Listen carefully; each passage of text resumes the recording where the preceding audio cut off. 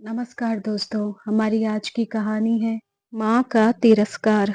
दोनों माँ बेटी एक ऊंची बिल्डिंग के नीचे जाकर रुकी। प्रभा देवी नजर उठाकर उस बिल्डिंग को देखने लगी और अपनी बेटी शिवानी से बोली, शिवानी, ऐसा लग रहा है जैसे आसमान इन्हीं ऊंची इमारतों पर टिका हुआ हो। क्योंकि प्रभा देवी ने इतनी ऊंची बिल्डिंग अपनी जिंदगी में पहली बार देखी थी। फिर वह बोली कि बेटी शिवानी, हम इतनी ऊंची इमारत में धीरज को कहाँ ढूंढेंगे। शिवानी बोली कि माँ, पास में गार्ड खड़ा है, चलो उससे चलकर पूछते हैं। शिवानी ने कई बार गार्ड से अपने भाई और भाभी का नाम बताया कि मेरे भैया भाभी इसी बिल्डिंग में रहते हैं, आप उनसे बोल दीजिए कि उसकी माँ और बहन आई हैं। शिवानी ने एक साधारण सा कुर्ता सलवार पहना हुआ था और प्रभा देवी ने सूती बिना प्रेस की हुई एक साड़ी पहनी हुई थी जो कि काफी पुरानी थी। प्रभा देवी बार बार ऊंची उसी इमारत को देखे जा रही थी।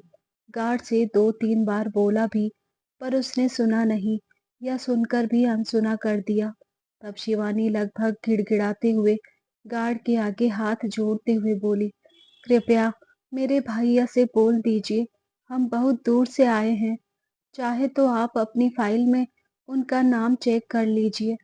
तब वो गार्ड झल्लाते हुए बोला कि तुम जैसे लोग सुबह से शाम तक जाने कितने आते हैं काम मांगने के लिए, लेकिन यहाँ काम ऐसे ही नहीं मिलता। पहले पुलिस द्वारा उनकी जांच कराई जाती है और बाद में उन्हें घरों में रखा जाता है। तब प्रभा देवी गुस्से में आगे बढ़ते हुए बोली कि देखिए, हम कोई काम वाली नहीं है और ना ही हम यहाँ पर काम लेने के लिए आए हैं। मेरा बेटा इसी बिल्डिंग में रहता है।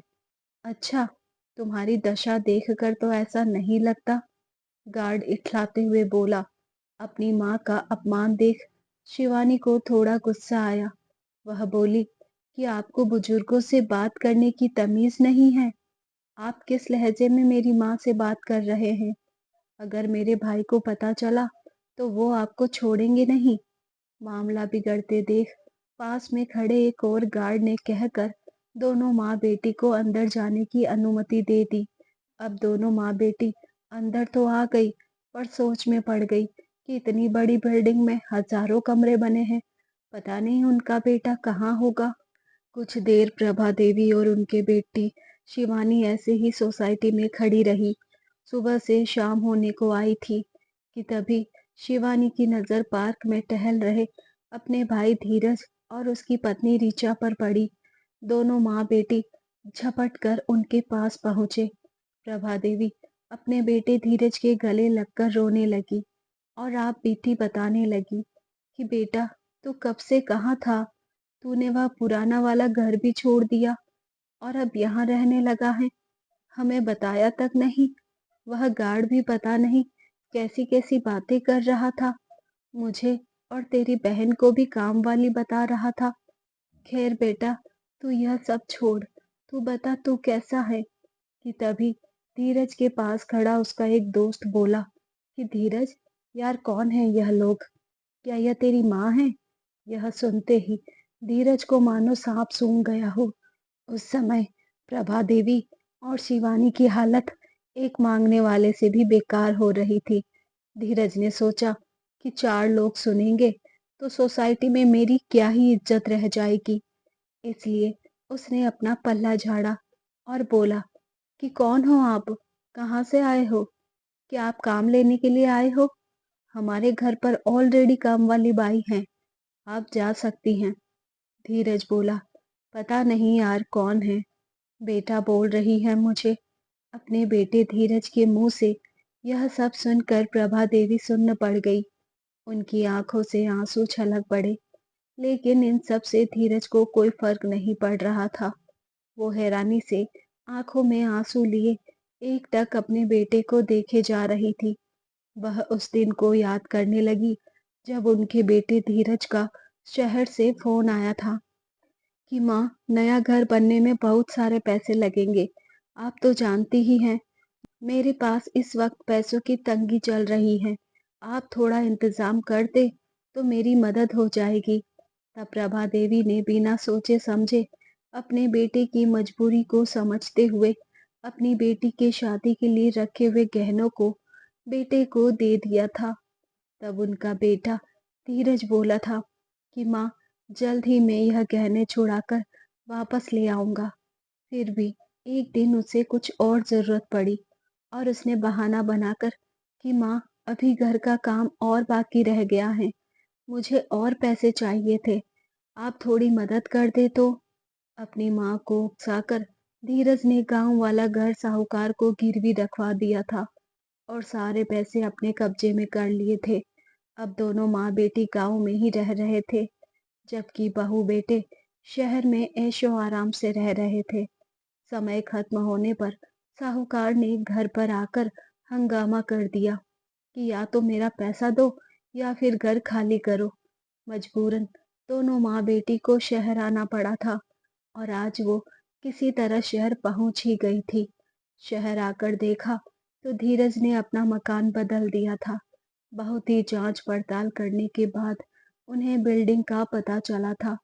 अपनी माँ की ऐसी हालत देख शिवानी ने उन्हें झकझोरा।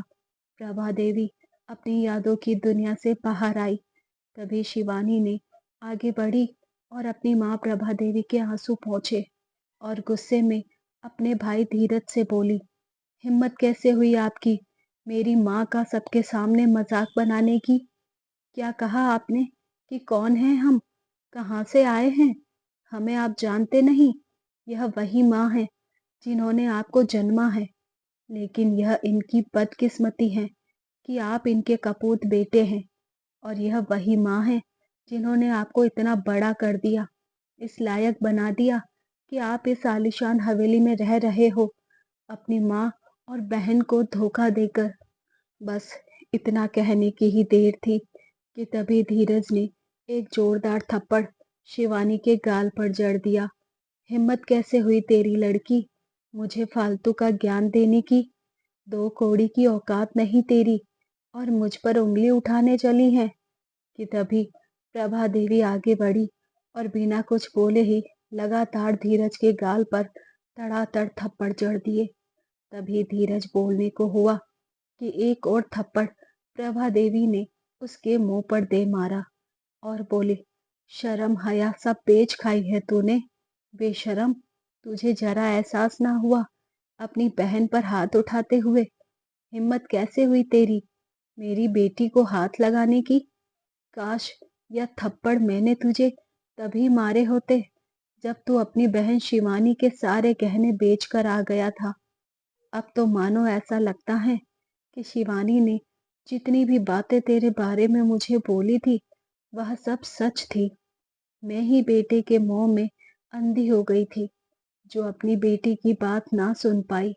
वह मुझे बार बार कहती रही कि माँ, कुछ पैसे अपने पास भी बचा कर रखना, क्योंकि आज के युग में लोग प्यार के नहीं पैसे के भूखे होते हैं। उन्हें सबसे ज्यादा पैसा ही प्यारा होता है। जब तक व्यक्ति के पास पैसा है तब तक उसे सब पसंद करते हैं। यह मुझसे बोली थी कि माँ, भैया को सारे गहने मत दो, कुछ गहने अपने पास बचा कर रखो। लेकिन मैंने तुझ पर विश्वास किया और सारे गहने तुझे दे दिए। शिवानी के पिताजी ने कितने अरमान से वह इसकी शादी के लिए बनवाए थे, जब तू भिखारी की तरह 5 लाख रुपए के लिए मेरे आगे गिड़गिड़ा रहा था। इसने तो तब भी बोला था कि माँ, भैया को सारे पैसे मत देना, कुछ राशि अपने पास भी रख लेना। भैया भाभी इतने अच्छे भी नहीं हैं जितना आप उन्हें मानती हो। मैं तब भी ना समझी और तेरे अंधे प्यार में पड़ी रही। काश कि मैंने माँ की ममता को अलग रख कर यह सोच लिया होता तो आज तेरे सामने खाली हाथ ना खड़ी होती, बल्कि तू मेरे सामने वह पैसे लेने के लिए भी गिड़गिड़ा रहा होता। यह सारी बात सुन धीरज भड़क गया और बोला, आपने मुझे पाला पोसा तो कोई एहसान नहीं किया, और हाँ, अगर पैसे दिए तो क्या ही कर दिया मेरे लिए। सभी माँ बाप का फर्ज होता है अपने बच्चों को उनके पैरों पर खड़ा करना, उन्हें कामयाब बनाना, जरूरत पड़ने पर उनकी मदद करना। आखिर मैं बेटा हूँ आपका, आप ही अनोखी नहीं हो जिसने यह सब किया है, बाकी सब माँ-बाप भी यही करते हैं। इस पर प्रभा देवी बोली, पर सब माँ-बाप बच्चों के लिए घर से बेघर नहीं होते, और अगर होते भी होंगे, तो मैं उनमें से नहीं हूँ। आज तक तूने सिर्फ मेरा प्यार देखा है, अब मेरा गुस्सा भी देखना।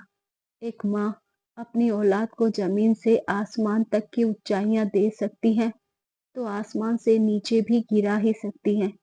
यह मत भूल कि मैंने तुझे जन्मा है, तूने मुझे नहीं जन्मा।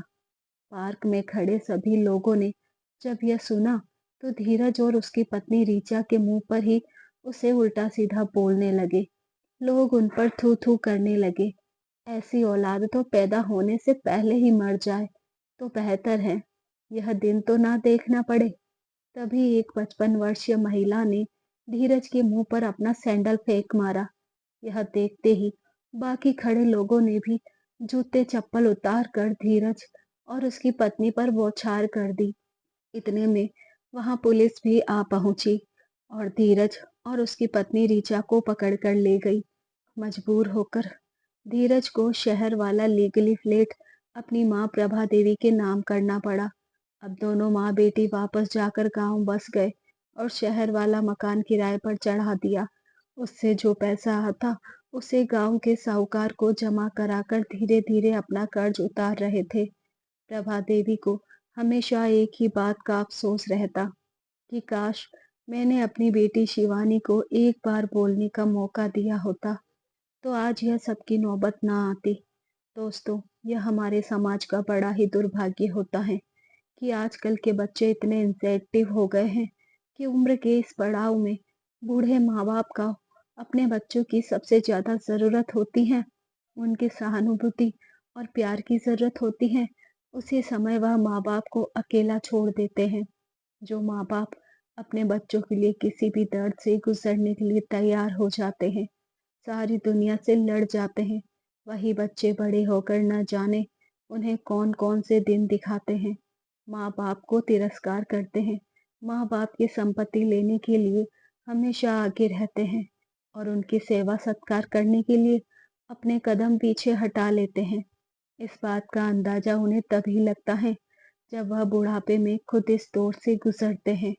दोस्तों, प्रभा देवी ने अपने बेटे बहू के साथ जो किया था वह सही था कि गलत, कमेंट करके अपनी राय जरूर बताएं। कहानी अच्छी लगी हो तो वीडियो को लाइक शेयर करें। ऐसी ही कहानियां सुनने के लिए हमारे चैनल को सब्सक्राइब करें। मिलते हैं जल्दी एक नई कहानी के साथ, तब तक आप अपना ख्याल रखिए। धन्यवाद।